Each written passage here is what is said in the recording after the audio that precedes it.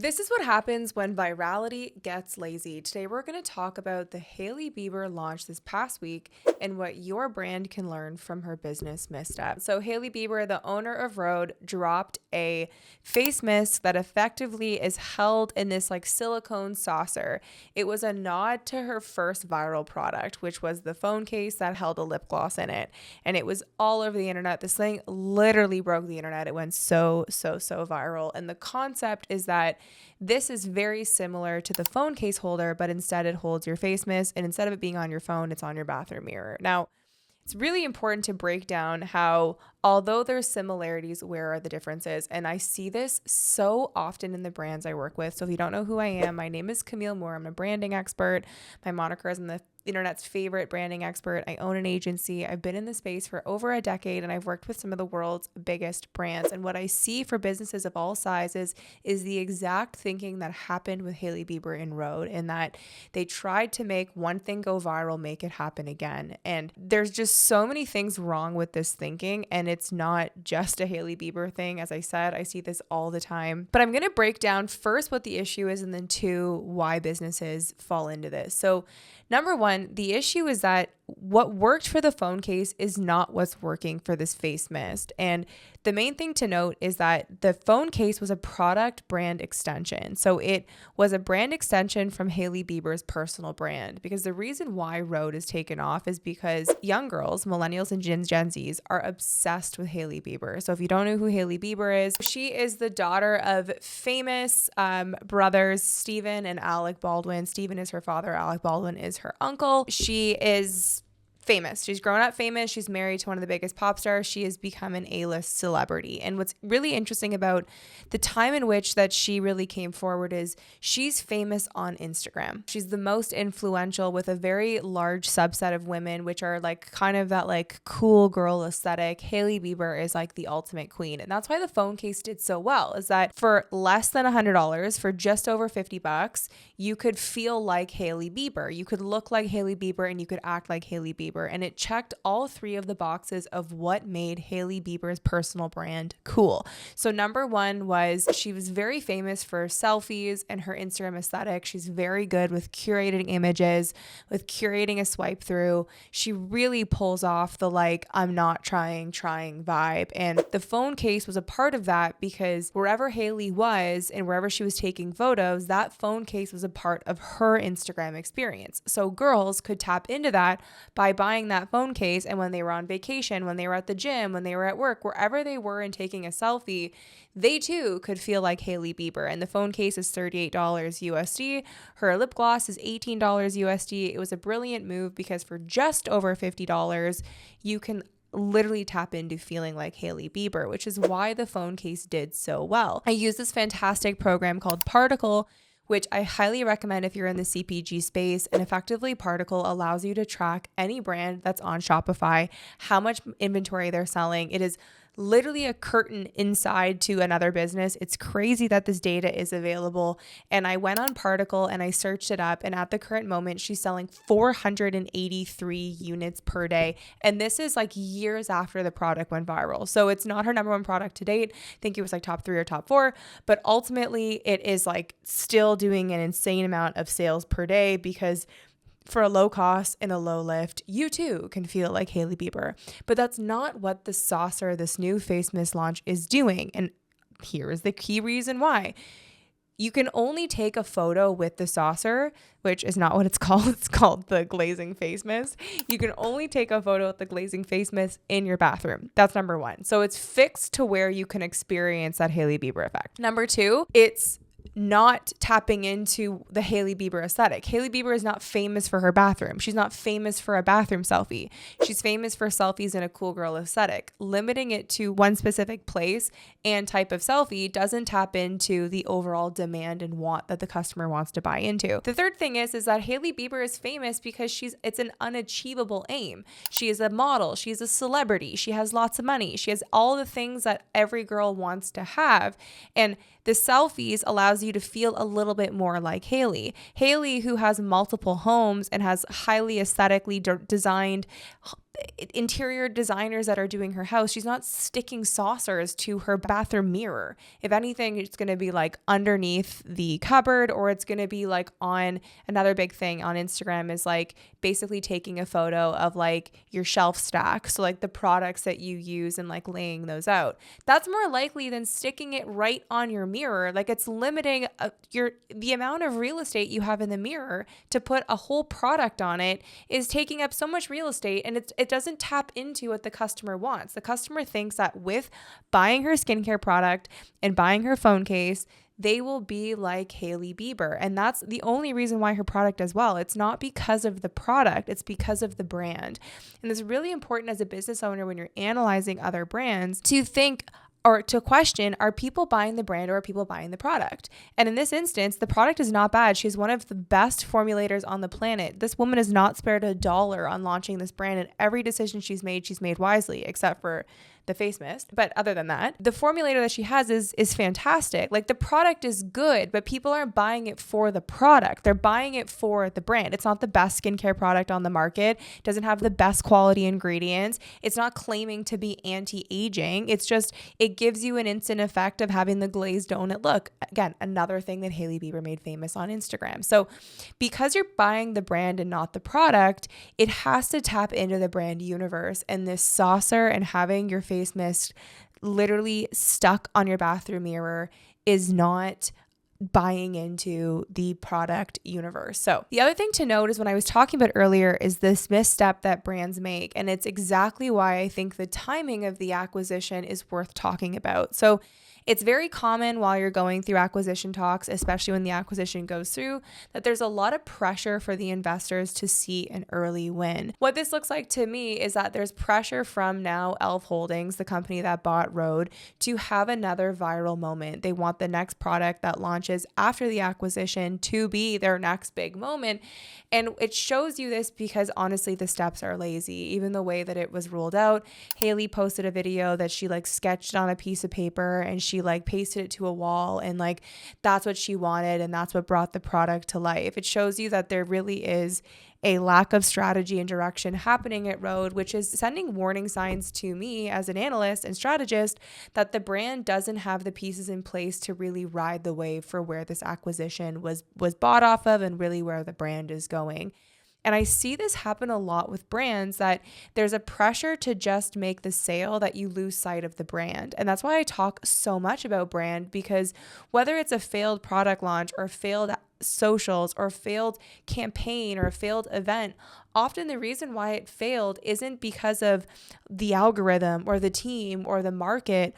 It's that it wasn't in line with the brand. And this is a perfect example of that, because when you analyze and track what made Rhode successful is that every single product drop perfectly tapped into the psyche, the pain point, and the desires of the Rhode customer. The Rhode customer is women who are obsessed with social media. They live their lives online. They see Hailey Bieber as like the ultimate cool girl. She has this unachievable, aspirational aesthetic. Hailey Bieber isn't known to be the most likable, but because she's fabulous, there has a past. We're not looking for that relatability in Hailey Bieber because she's fashionable, because she's stylish, because she's fabulous. And Rhode was a premium way to tap into that fabulousness without it, one, breaking the bank, and two, for it feeling on brand and feeling cool. Rhode looks cool. It feels cool. When you buy it, you get that exact dopamine hit of what you want. You feel cooler. And everything the brand has done to date, including the cloud pouches, has tapped into perfectly that target market. And that's why when you look at a Rare versus a Rhode, Rare being really the kind of the brand that's compared against Hailey Bieber, because the ultimate feud is Selena versus Hailey. And there's rumors right now that Rare is being shopped around and isn't purchasable, whereas Rhode just got this massive acquisition. It comes down to that clarity in brand. Rare has done a good job. She's got a very loyal base, a strong community, but Selena's brand is very much positioned as the underdog. It's very much positioned as anybody who wants to become a part of something that's like anti-Hailey. And for that reason, Rare doesn't really have a clear brand. It doesn't really have a clear so what, a mission, an aesthetic, unless you're very loyal to Selena Gomez. Now, the loyalty to Selena Gomez isn't as purchasable on the same acquisition dollars or numbers as Hailey Bieber, because there's more women that respect at least what Hailey Bieber represents without getting into the mix and the drama of the Selena versus Hailey feud. And that's a really relevant point. There's a lot of women of ages from Gen Z up until Gen X that can respect and align with Hailey Bieber being more of like a modern Cindy Crawford or a modern Claudia Schiffer, or this kind of more old school celebrity affluent representation that is just attractive for a certain target market. And when you look at the brands that are killing it, they really have that clear understanding of a brand, which Rare really doesn't have in comparison, because Rare is really focused on a massive SKU line of different makeup types, really focused on Selena driving the body, and that's more tied to like a JLo strategy or like a House Labs of Lady Gaga, where you really have to like that celebrity opposed to their aesthetic that they can create. And that's what Hailey Bieber has done very, very, very well. So in summary to this, like, what would I do? What strategy, what insight would I provide to change this? Well, I think launching the glazing face mist is smart. I think that SKU is intelligent. Face mists are very popular, especially with this target audience, because they travel a lot. And this is like a great travel product, because when you're traveling, when you're in the air, when you're on the go, your skin gets dry. And for people who care about their skin, they want that constant moisture. So the product was intelligent. It was just the placement of like having it in the silicone saucer.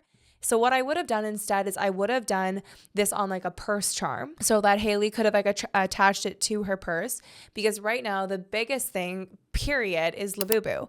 And Labubu is like these scary little monsters. They are going for insane multiples on the internet. But why this taps in more to the brand than what Hailey did is that Hailey is known to be a fashion icon. She's known to be extremely fashionable and fabulous. And for that reason, this would better have tapped into her brand extension, because Labubu is so big right now and keychains on purses are so big right now. That would have been such a smart addition to her bag. This is also something I could truly see Hailey putting on her bag, especially as someone that posts about going to Pilates and to workouts. Like, there's multiple ways that she could have shown that product line extension on different bags in different mini purses, that this would have really worked to connect with the target. But as doing it on a saucer on a bathroom mirror, and it's also not for nothing extremely phallic. Like, everyone on the internet is laughing because it literally looks like a vibrator that goes on her mirror, and people are laughing at it because it doesn't connect with her brand. She's sexual, not sexualized. She's sexy. Like,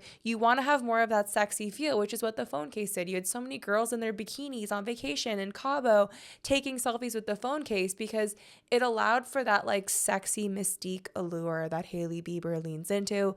She's sexy. She's not really sexualized. It's that perfect balance of safe, where like moms are cool with it.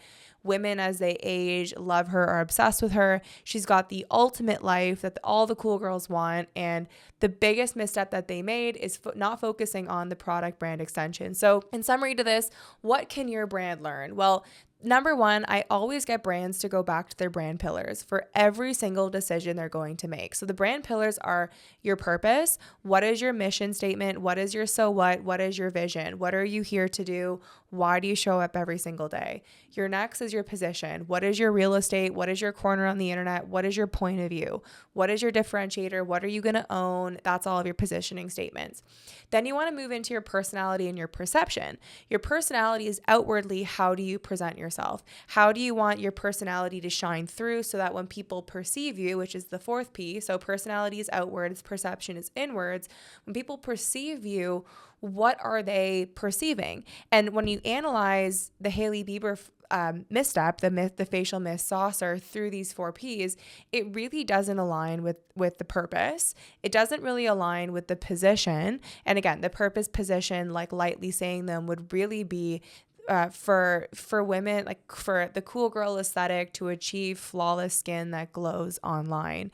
Like, yes, it kind of achieves it, but like it doesn't achieve it from like sticking it on the mirror. Like that there's no cool girl trend right now of sticking stuff on your mirrors, like on your phone case, on your purse. Like I said, like that is more of a trend of the moment. So if you're going to use a term like a cool girl aesthetic or whatever the brand used, that's more leaning into trendy or being ahead of the trend, which is Hailey Bieber sets trends.